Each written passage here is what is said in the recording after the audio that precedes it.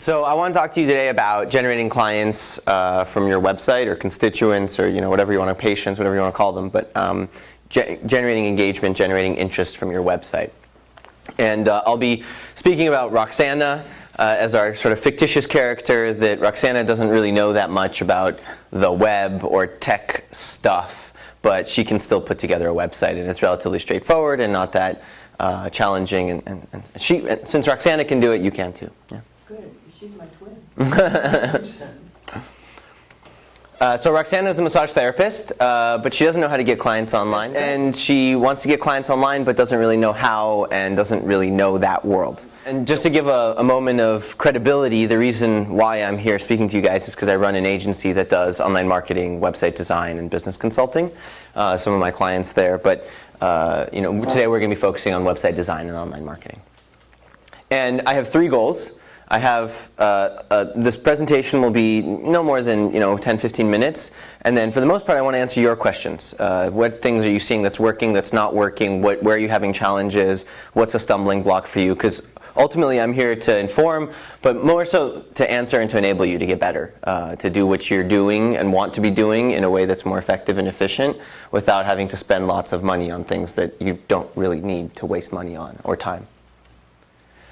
So in terms of the basics of a website proper, just to get everybody on the same page, the very first step is to get a domain name. So the way that I generally make this analogy is that when you think about the physical world, we have a building, and on that building there's an address, and the address is kind of stamped on the building. But in the web world, the address is kind of its own thing, and then the building is its own thing, and you need an arrow to point from your address to the building. Now this is kind of cool because if you ever want to rebuild your building, you don't necessarily have to plow the field. You can just build it somewhere else and change where the arrow points, but keep your address the same. So that's why it's kind of set up that way. But the first thing you need to do is rent your address, and that's called a domain name or a URL, a unique record locator. And they're about $15 a year. I use name.com because I think they do a good job. They're real people that answer the phone, and they have a good policy. And anyways, name.com is pretty good. You look around, it'll tell you, I searched for Roxanne Massage, and you can see roxannamassage.com is available.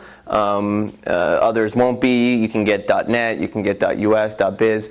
Honestly, I've seen I'm a data guy, right? So my bias is analytics and knowing the answer. And I've seen some studies suggest that .coms, even if they're 3 or 4 words long, are still more valuable than .nets. So if you're like Roxanna's Physical Massage Therapy, that's probably still better than roxannamassage.net. Take that for what it's worth. At 5 is where the cutoff was. If it's 5 words long, then it ceases to be more valuable than the .net, which is kind of an interesting thing. Did you found that dashes or dots or anything make a difference? Yes, dashes are a negative, but if it's for keywords, then it can be a positive if used appropriately. But dashes generally make it harder to remember, so there's the kind of the robot factor and how search engines read it and that piece of it. And then there's the human factor, which is how do people remember and engage with it. And on the robot factor, it's on the human factor, it's a big thumbs down. So. Okay, good. The next step is to get a domain host. This would be sort of the plot of land that you build your building on and then put your address on. So the plot of land, the domain host, that's super cheap, like $6 a month. I use these guys, webhostinghub.com. I'm a little bit of a eco freak, so they have a good wind policy, like they use wind energy to power their servers, and they offset their whatever. So I kind of looked into it, and these guys were pretty okay given some of the other technical requirements that I had for them. They also let you have unlimited email addresses on your domain. GoDaddy and others limit you to 3 or 5 or something, but you can have info ad and name ad and appointments ad and whatever, which is kind of nice. And I want to point out here that they default you to 3 years, so just be careful when you're going through their order process to change it back to 1 year if you just want to try it out and see how it's going. You can always renew, and there's no benefit except for like a couple of bucks that you win for doing it for 3 years, but they get you locked in for 3 years, you know what I mean? So It's $6 a year. $6 a month. And then I'd say the very next step, before you ever build a website, is to create your own email address. And you would do that in your domain host. So in this case, that's Web Hosting Hub. And you go in, and there's a link to create an email address. And you can see here I'm making Roxanne at greenpeaklabs.com. And for me personally, I use Gmail. And Gmail has a really awesome way to have emails come into that and then come out through Gmail looking like it's coming from. So I have probably a dozen email addresses from various clients and projects that I do. And they all go to my Gmail. And I choose which outgoing email address I want to mask as. So I come out as Henry at Green Peak Labs, or Henry at tangoproject.org, or Henry at whatever, and that's sort of like I can choose. Do you think me.com would be as good as Gmail? I haven't poked around. That's the Apple one, right? Mac, Yeah. You know, I played around with it a little bit. Gmail is just like so much better than everything I've ever used ever, and they keep getting better. I mean, there's a little bit of, you know, my Google knows everything about me. Like, you know, it knows more about me than I know about me. So take that for what it's worth, because my entire life's in Google. Domain.com allow you to have aliases on your Most of them do. Most of them do nowadays. It's kind of like a standard protocol. Yeah, it does. They do? Yeah. In their beta, their recent refresh, they do. Their old version didn't, but their new one does. You could always pay the $20 a year for it. Why? It's free. I know. That's why I like Web Hosting Hub, because they do a lot of the stuff that's like stupid, expensive add-ons that just kind of add up, but they just do it for free.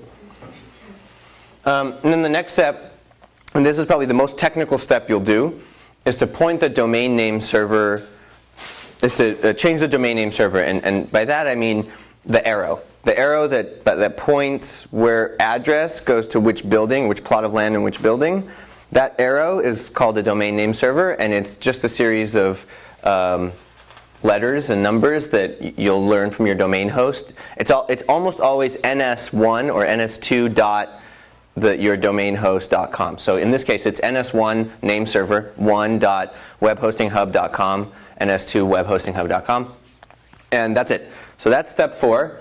And it takes seconds to do in your registrar, but it usually takes a couple hours for that to propagate out through the internet, because once you make that change, every computer ever in the world needs to know that that happened, and it's traveling pretty close to light speed, but it still kind of takes time to get everywhere. So, Can you just explain that again? So that's going to be, when you say add, it's going to redirect it to whatever you change it to? So this was what it started out with, ns1.name.com, and that's the default on name.com when you buy a domain. And then I changed it to ns1webhostinghub.com, because that's where my server is. That's my plot of land, so to speak. And I need to point the address, the URL, to the plot of land so that computers know where to go when someone types that in. Browsers, I should say. So browsers know where to go when someone types that in. So the domain name servers is the arrow between a URL or a domain name and your actual website. And it directs you to do this. Yeah, I mean, the technical answer is that it points to which server your code is living on. And I simplify that by saying it's an arrow, but it's a Is it very... obvious when we do Yes, this? Okay. completely, totally obvious. It's like basic. I'll let It you- depends on who you bought your name through as to how easy it is to get that. But most of them have good customer support. Yeah. You just call them and ask them to change it. And then the last step, and this is obviously a gross simplification. Well, it's not the last step, I should say. Build your website or upload it, whatever the case may be. Typically, this falls into one of 3 categories. Either you hire someone to do it, and if you do hire someone, drop me a line first, and I'll tell you my standard battery of questions that I would ask if I was hiring a designer, because there's a lot of people out there that really scam business owners, and it's such a shame. It's like such a black mark on my industry, but it's true, and it happens, and I see it all the time. So just, buyers beware. There's a lot of people out there that are there just to yank your money and convince you and then sell you rat oil. But there's a good way to do it, and there's a relatively cheap way to do it, and it's possible to find those guys, but there are just some questions to ask. The other option is to use a build a website service like Wix or Weebly. I strongly discourage those. They're usually not very good for search engine optimization. It's a monthly package, usually $5 to $50 a month, depending on what you're getting through them. And you can buy a WordPress template, which is the third option. You can drop in WordPress. It's a one-button install on almost all hosts. You click the button, installs WordPress. That step is done. Then if you go to a website called themeforest.net, and you can get beautiful, gorgeous themes for $50-$60.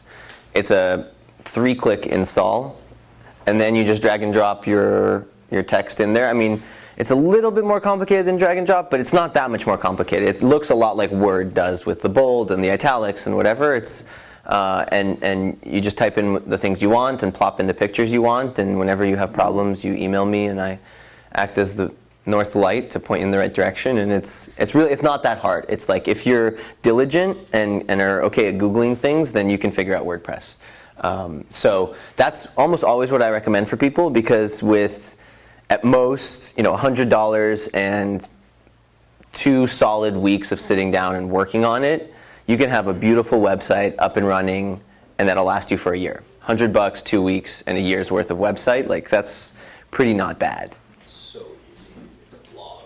Yeah, it's super easy, and there are some things to keep in mind when you're doing it, but relatively speaking, pretty quick and much cheaper than the Wixes and the Weebly's of the world. And then the final step, I would say, is install Google Analytics. It's free. It's a copy-paste job. It tells you so much about the people that are going to your website, what they're doing on your website. It's such a wealth of information about engagement and where people are dropping off and where they're connecting, and it's free. So why not? And it's so easy to install. So like always, my first recommendation for any client that I bring on is install Google Analytics. If you don't have it, let's get it right now and start looking at the data, because it's there. Do you know if there's a Apple version of that yet? There's no Apple version of it. There's a Yahoo version. There's another one called Piwik, P-I-W-I-K. There's about at least 24 competitors to Google Analytics. Google Analytics is good for, I'm just curious if Apple, I don't care about anyone. They're a little different. They do more like global scale analytics, and for big enterprise, not so much. You can use this app for Yeah, you can buy their personal service, but it's more for enterprise, not for small business, and it's ridiculously expensive. Omniture, I mean, there's a bunch of them. But I would say Google Analytics is good for about 98% of everything you guys will ever need, and it's free. And for the 2% of stuff, you'll need someone like me who found the edge of what Google Analytics is good for and kind of like built the bridge around that to make it extend it. But Google Analytics is so good. It's just so good, and it tells you so much that you really should install it. So I'm a data guy. This is my bias. This is how I think about the world at large, but also about websites. There's some amount of people that come into the website. They do the first step of whatever the engagement that we want from them is.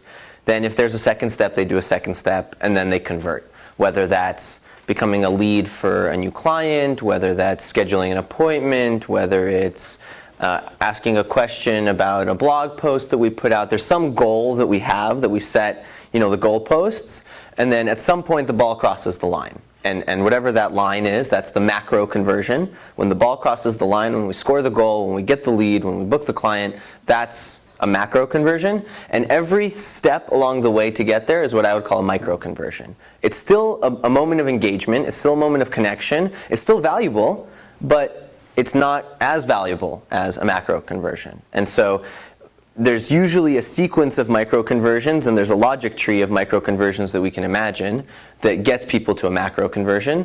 And my job is to look at each of those steps and understand where's the big break off, and let's fix that one. And then let's go to the next biggest one, and let's fix that one. So that at every point in the funnel, we're kind of widening the edges a little bit, always focusing on where's the most efficient place to put in our time and energy. And if you do that and you're sort of diligent about it, then at the bottom you always get more, because you're always making it a little bit wider at the places where it's just a bit too narrow. So in this case, it's pretty good that we've got 100%, the 40% of the visitors going to the shopping area. In this case, it's an e-commerce example. And then, about half of those get to the place an item in the cart. That's not bad. But then only 10% actually make a purchase of those 30%. So something's really bad is happening there, that only 1 in 10 people that put something in a cart actually end up paying for it. So there's something in that cart experience that needs to be fixed. And being able to rigorously point to exactly the part that needs to be fixed is a very useful tool in and of itself. And that's what Google Analytics will help with, because you can start to set up some events and some goals and say, did we get to the goal post? And if not, where did we fall off? I'm sorry, I'm going kind of fast. Are there any questions? Any questions? But this is all great if you have people coming to your site.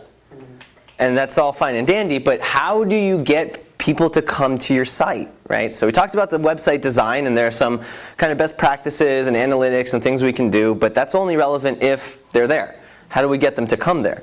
And that's online marketing. That's my answer to that. There's some offline marketing you can do, but nowadays it's so much cheaper, more efficient to do it online.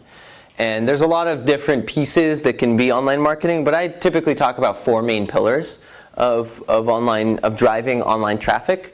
And these are in rank order. So whenever I go with a client, almost always I ask, do you have email marketing? Oh, if not, okay, we start there. Do you have paid search? Oh, okay, if not, then that's the second thing we do, and so on. Because and you'll see why, but email marketing and paid search are very short-term returns on investment. You see it right away. SEO is kind of medium to long-term.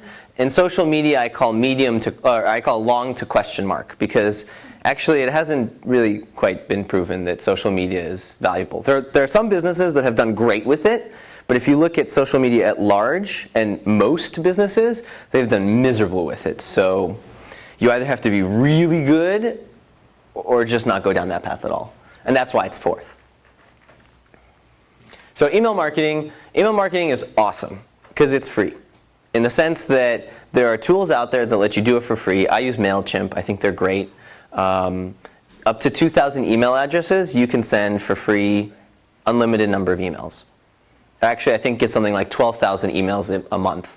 Ridiculous, right? So, and it's all free, and they have a really great editor that you can set up a template and use that template to be your kind of go-to design. And does it break it down and pack whatever patches so it doesn't go to junk, or? Yes, it does all. Yes, it does all of the spam management and all of the filtering and figuring out which of your emails are blocked or bunk and never sending to those again, so you don't keep getting dinged on your account, and like all of that kind of routine maintenance stuff that has been solved because email marketing has been around for more than a decade now. It's kind of like, well, there's some things that we just know to do now. They do them, and they do it for free. And the reason they do it for free is because it's really damn good, and by the time you get into it, you start to see what the upgraded values are, and it's like, oh wow, if I could do that, that'd be really cool, and it's worth it for me to pay $10 a month to do that. So it's worth it for them to get you in the door, but the free tool is awesome in and of itself. So it's a great place to start, to get your feet wet, to just try it and see the value. And you generate emails all the time. Every time you get a business card at a networking event, every time you have someone call up and just ask about you, or you have a friend that's inquired, or a friend of a friend, or whatever, get their email address, get them on your list, send out an email once a week or once every other week, and start to see what topics are trending well, what topics have lower open rates, where are people engaging, and where are they disengaging, and focus on the engaging so that you can grow interest in who you are and what you do, and drop the stuff where people aren't engaging. And that's what the analytics are for. The bottom right, in all of these next slides, the bottom right will be a graph from whatever the analytics package is for the example I'm providing. And some of the things to look at, and I'll get to you in just a sec, some of the things to look at are certainly your open rates and your click-through rates. Oftentimes you'll have a snippet and a click here to read more, or something where people can express more engagement or more interest in what you're offering, whether it's information or book a class or book a session or whatever the case may be.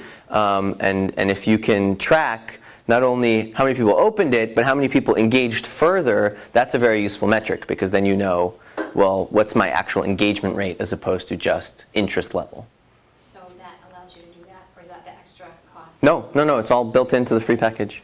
The extra cost is for things like automatic drip campaigns, where you say, let me set up, the first time someone comes in, a week later, I'll send them something else. And then a week after that, I'll send them something else. And then a week after that, and that's like super cool, because then you set it up once, and then you forget about it, and you can have a 3-month-long conversation with someone automatically, and it's all pre-built. That's cool, right? But that you have to pay for that. You have a question? I just wanted to know how, in your experience, does MailChimp compare with like Constant Contact? I have not had a good experience with Constant Contact. And I have converted every client I've ever had to MailChimp. I think MailChimp kicks ass, honestly. They do so well, and they just released their next version, version 8, and it's like way cool, way cool. And they added a bunch of organization level settings, changed the way that the system profile. Constant Contact's kind of stagnant. It's like the They changed just recently. Constant Contact did? Yeah. So Oh, okay. it got a little better, but I was ready to jump ship. Yeah, the WYSIWYG editor on MailChimp is like badass. Super cool. Drag and drop in the most literal sense of the word. You almost don't need to know HTML at all to be able to play with it. Yeah, I really like MailChimp. They do a great job. I've never once needed to call their support. And that's amazing to me. I can't say that for any other web service I've ever used, actually, now that I think about it. Okay, so email marketing, that's the first. It's such a no-brainer. I say short to medium-term results because the medium piece is building your email list. Hello. Is building your email list. If it takes you just a little bit of time to get hundreds of emails, that's short. If it takes you a couple of months or maybe a year to grow up to hundreds, thousands of emails on your list, that's what I mean by the length of it. But in terms of conversion rates, as soon as you have an email, you can already start sending them and you can start to see conversions. That's the short term. That's why I give that a little bit of a range. I'd say paid search. Paid search is the kind of umbrella category of advertising on social or on search networks or even social networks to a certain extent. I always start off with Google AdWords because it's the behemoth in the market. It's like 80% of all search traffic goes through Google or something ridiculous like that. So if you're going to start anywhere, that's the place to start. This is just an example of where the paid search, this is what's called organic search, and we'll be getting to that in just a moment. But the paid search are the sponsored links, or they oftentimes just say ads that are on the top and the side usually. And these things they cost money. So they cost money, but as soon as you turn it on, within 6 to 12 hours, you see results. Like, boom, traffic coming to your site. And that's really cool. Because you can do something like turn it on for a month, measure engagement rates, figure out whether or not your website is doing what it's supposed to be doing. If it is, keep the ads going. You're doing great. You're generating business. If it's not, turn off the ads. It's like a switch. You just flip it on, flip it off. Fix whatever you need on the website. Turn it back on, drive some more traffic, test whether that does it now, and so on until you find that kind of winning formula. The only kind of asterisk that I put on Google AdWords is that, not surprisingly, the way Google sets up the defaults for campaigns is meant to make money for Google, not to make money for the people running the ads. So most, if not all, of the default settings are set up in a way that's not super advantageous for the business owner. And that's why I always recommend when you're at the place when you're setting it up, just kind of give me a ring, let's jump on Skype for half an hour or something, and I walk you through it once, because there's a lot of little nuanced details where if you flip this switch, all of a sudden $300 later in 2 days, you're like, what happened? Where did it go? And well, I mean, technically you opted for that, but you didn't, right? It's like you just didn't know. So with that kind of slight ethically questionable point aside, Google AdWords is a phenomenal tool to drive traffic to your website and to generate more business for you. And I have a client that does residential remodeling, and they need leads, right? More business means more appointments to start the sales cycle. And I rebuilt the website for them and started doing AdWords for them. And within 3 months, they had 700% return on investment. Their sales cycle is usually 3 months because it's like a 50K, 100K remodel, So within 3 months to the day, they got 2 new gigs, and it's like, yeah, when you turn it on and you do it and you do it the right way, it works. That's how it works, right? You know. And speaking of investment, like what numbers are you talking about, just basic? So I almost always recommend $300 to $400 as an initial investment to test certain keyword categories and conceptual groups of keywords to figure out where there's traffic, where there's traction, and where there isn't.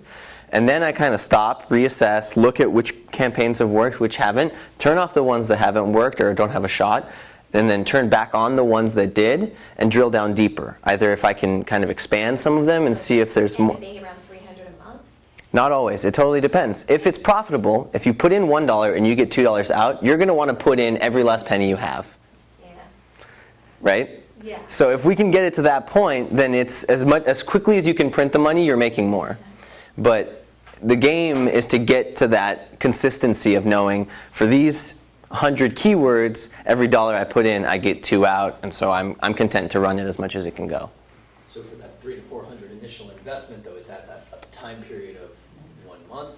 Usually 1 to 2 months. Yeah, 1 to 2 months. Within a month or two, unless you're a highly cyclical business, like I worked with a company that sells flowers online.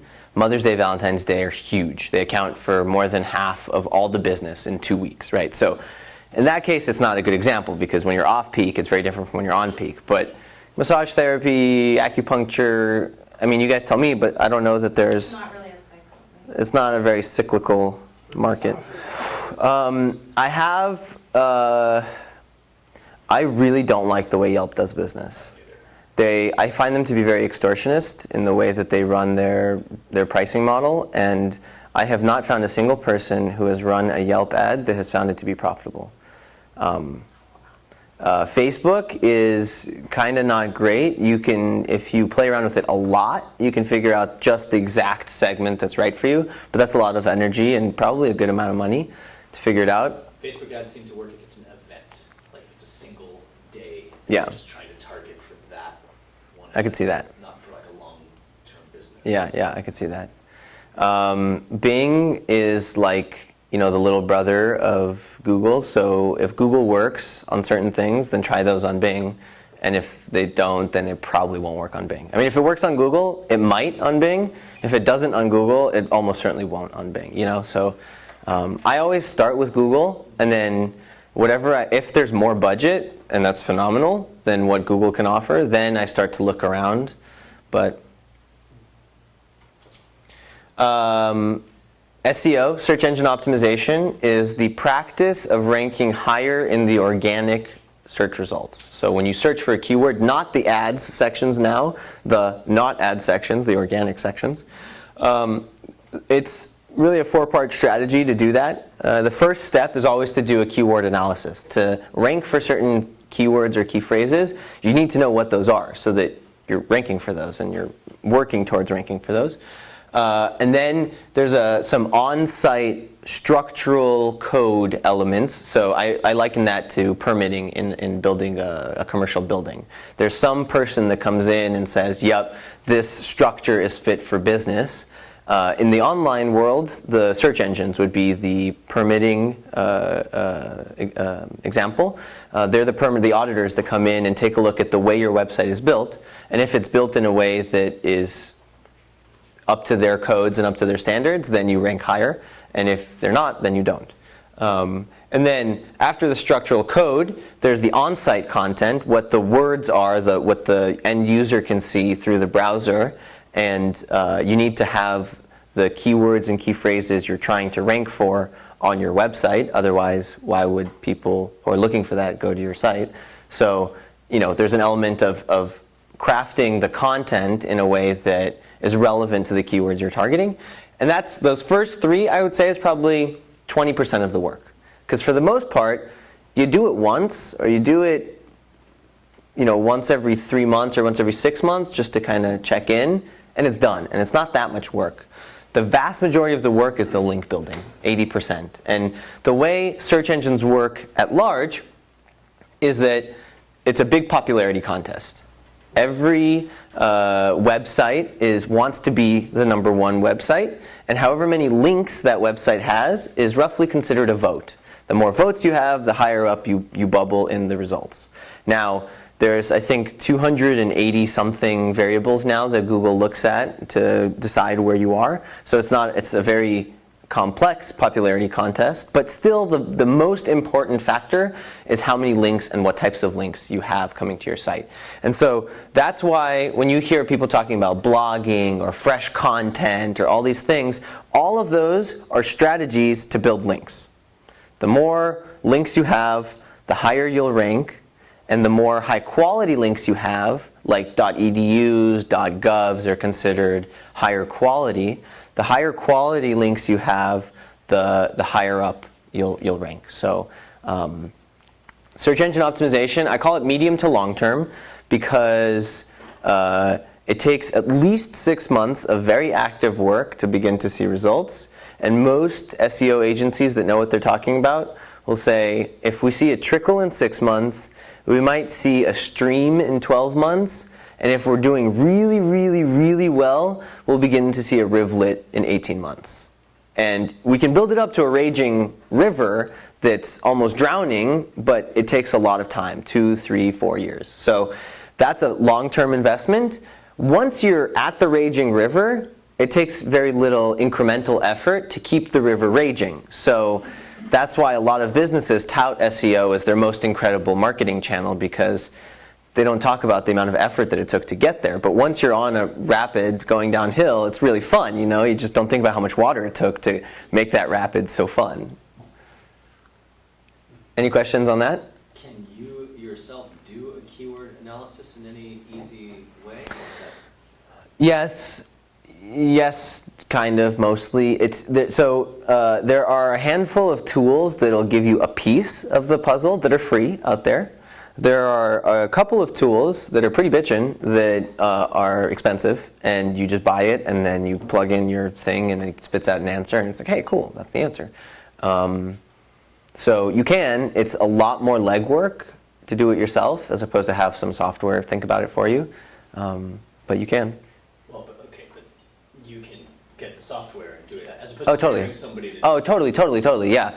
Most SEO agencies, I'm like a really straight shooter kind of guy, if that hasn't come across yet. And so I'm really frank about the way my industry works. Most of the SEO firms in my industry buy like a $200, $300 package of software and consider themselves an SEO agency now.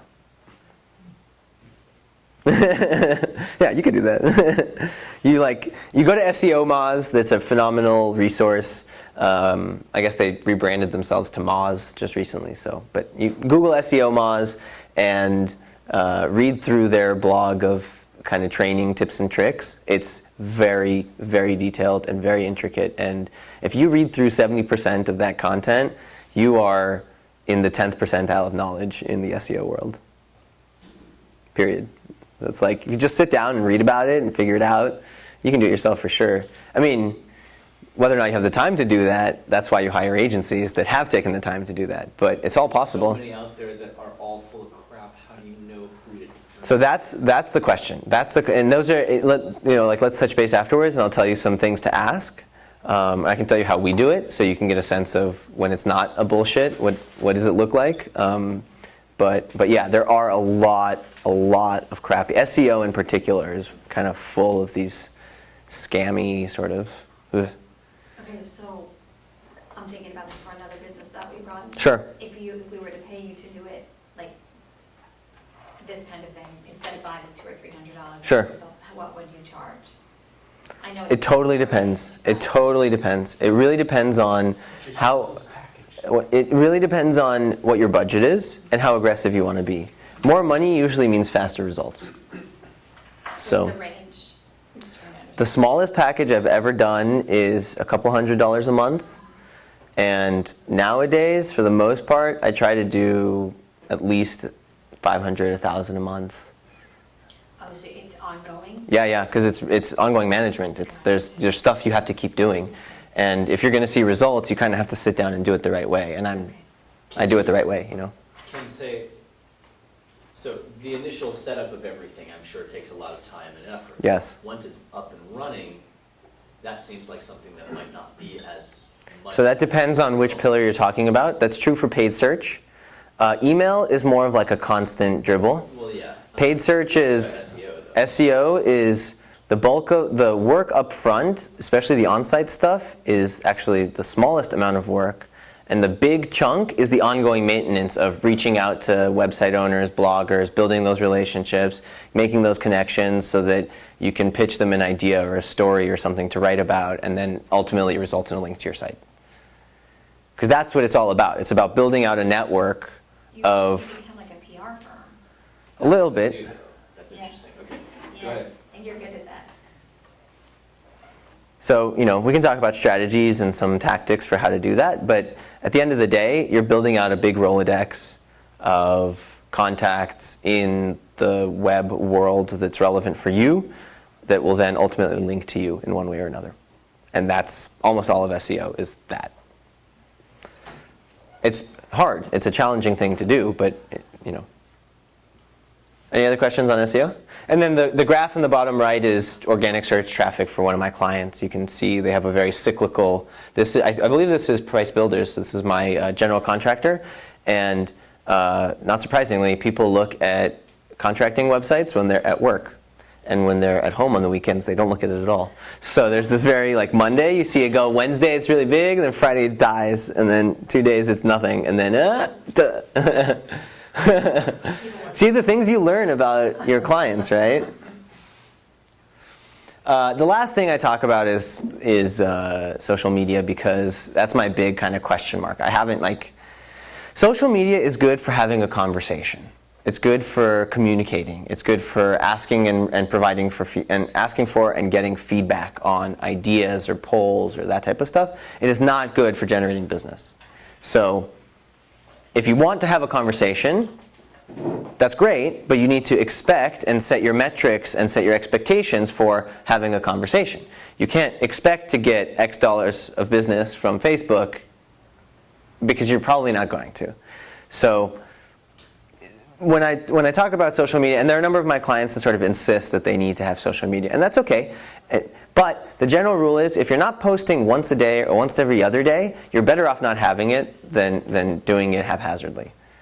So that's the commitment you need to make to yourself. If you can reasonably commit to posting once a day, then go for it. But if you can't, then don't waste your time. Because someone that looks like they're not really active on Facebook or a blog is something similar. If you kind of look like you're not active, there's immediately the question of credibility. There's the question of whether or not you're still in business. I mean, how many times have you looked at a website and all the information's dated and you're like, do I call these guys? Are they still around? What's going on? Is this restaurant still open even? What's going on? So you don't want that reaction. You want them to go, oh, that's cool. I want to engage. That's what you want to get out of people, right? So social media, I'm always very, it's a big buzz, it's blah, blah, blah, but I'm a numbers guy, and the numbers just don't stack up for social media. If you do choose to go down the social media route, there are tools like Hootsuite where you can schedule out your posts ahead of time. So for most of my clients, what I do is I'll sit down for a couple hours once a week and schedule out a bunch of posts for the next week or two, and then they just kind of automatically go pushed out when it's time to go. And I'll check in every now and then to respond and kind of comment and see what people are doing. And then I'll look at the analytics and figure out what worked, what didn't, iterate and move on. But it takes a lot of time, it's energy, it's a mental, I liken it to a drip, a drippy faucet. It doesn't seem like a lot's happening, but gallons and gallons goes away from drippy faucets, right? And that's kind of the way you have to think about social media. It's not like any one drop is a big deal, but in aggregate, it's actually a lot of work and a lot of time, and you don't really, unless you're expecting to have a conversation, you probably are going to be disappointed. So those are the four pillars of online marketing, the basic ones. There are others out there, but these are the first four I always talk about with clients. And you can see Roxanne kind of nailed them along the way as we were talking about them, and now she's standing on a pile of money, and who doesn't like standing on piles of money, right? So if you can master the four pillars, then you too can be like Roxanne. If you have any questions, I like to say think of me as your secret weapon, because I'm not here for the money, right? That's not why I'm here. I'm here because my background is startups and small businesses, and I really like helping small businesses. My father started a small business when we came to this country, and he didn't have anyone to help him, and it sucks when you're kind of on your own. So I want to be the person that makes that not true for other people. And like, feel free to reach out to me if you have any questions. If it gets to the point where you need like a chunk of work done, then yeah, of course, it's kind of my business. That's what I do, so I'm going to charge for that. But if you have one-off questions or need advice or want to just brainstorm and chat and, hey, I tried this, it didn't work, what should I be thinking about or whatever, help me set up my AdWords campaign, for sure, just give me a ring, reach out to me. Happy to help. And then if you guys want, I have a little handout of some of the stuff we talked about, and I'm happy to email that to whoever kind of wants. But it's my one-sheeter on the 4 pillars in case you want to reference it, or I don't know. Whatever people do with those. I don't print it out because I'm a green freak, so I don't want to have a bunch of paper left over. But if you want it, I'm happy to send you a PDF and you can print it out on demand. So that's it. I thought it might be instructive just to show you very briefly. The reason I'm here today in a practical sense is because one of my clients is a PCOM alum, and he put me in touch with Angela, and it's like, hey. So I built a website for him. He is, I don't know if any of you guys know Riley, acupuncture. A couple of things that were very important for me as I was thinking about the design of his website. The whole point of Riley's website is to generate more clients.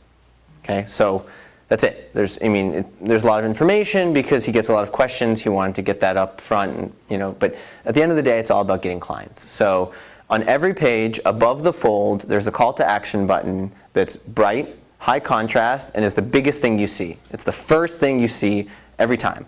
And I'm a big proponent of engagement-based website design. I care about connecting with people, not about yelling at them. So I want them to be able to feel empowered to do something right away. And the first thing they can, what's the first thing you see, right? It's like, well. So on every single page above the fold, you see some sort of schedule, some sort of way to schedule or engage and contact. I think bio is the only one because he didn't want people asking questions off of it. So, the FAQs, certainly you can jump in and answer any questions that, in his experience, he found people were asking over and over again to, A, establish credibility, but also B, kind of stem a lot of the inquiry calls and have it be more focused on high converting calls.